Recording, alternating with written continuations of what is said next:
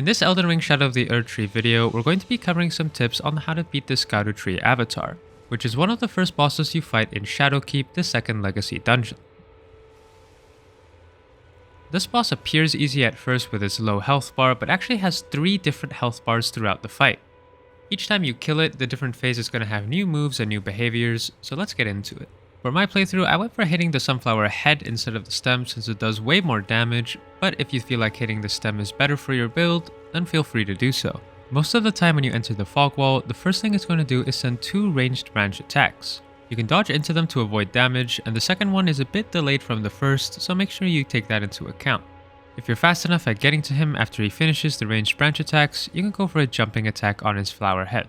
Next he does one of his basic combos. It starts with a quick overhead with its left vine, then does 2 more overheads in quick succession that you can spam roll, and then it does a special delayed overhead attack where its vines start glowing, and then once it reaches the ground, it'll summon a bunch of branches in an AoE.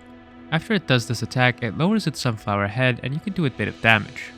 A few common moves for it to do after it gets hit in the head is to do this sunflower head slam, a sunflower head charge, or its sunflower head grab, all of which we will see later. In phase 1, it's pretty likely you're going to see the sunflower do this next move, where it charges its vines into the floor and then summons a bunch of branches. I used to try to dodge these branches when they came up from the floor, but they're a bit unpredictable, so I recommend just running away from them if you can't time it right. After this branch attack, it'll do this super ranged attack that is exclusive to the first phase. Its sunflower head will glow and then bloom to summon a bunch of ranged projectiles that you can run and dodge. In this phase, it summons 3 sets of ranged projectiles, but in future phases, it only summons 1. Just run horizontally and dodge at the right timing to avoid any damage. Next we see another one of its basic combos, a 360 sweep. In this phase, all it is a double 360 swipe that can be dodged with a slight delay between the 2 attacks. Moving on, we see the same basic combo again, and then we see its final combo. It does a quick swipe with its right vine, baiting you into thinking there's an opportunity to attack, and then does a really nasty overhead swing. So make sure you don't get baited by this attack and remember to dodge that overhead swing. Once you get its health down to 0, you will be prompted to do a critical hit. Make sure you do this as it reduces the next health bar by 25%. Moving on to phase 2, the first thing it's going to do is charge at you 3 times in a row. You can see on screen the timing between each attack for the dodge, and it's quite a nasty delay. Afterwards it will do a few of those branch range attacks, and may even do the projectile range attack that you saw in the first phase. Now that we're in phase 2, some of the attacks are slightly different, such as the single overhead attack which summons branches at the end of it. The 360 attack has also been changed to add an extra overhead that summons branches once it lands. And next you can see the sunflower thrust I was talking about earlier. You can dodge backwards for this with good timing, or you can dodge left or right. Next we're also seeing its sunflower grab move, which can't grab you if you simply run away, but does have a tiny AoE explosion that you have to be wary of. So here in my playthrough you can see that I stagger the boss and I don't go for the riposte.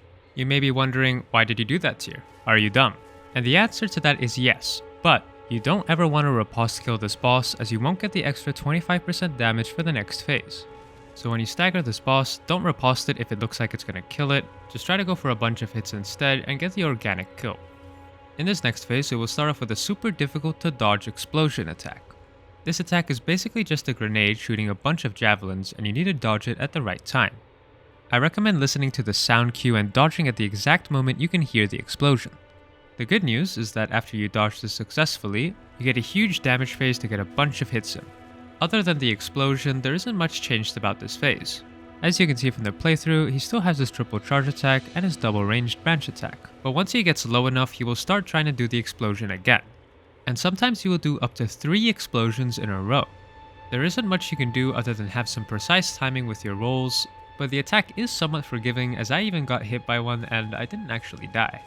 You could try to run super far away to get a better reaction on the javelins, but I don't recommend it as you're too far for the damage phase.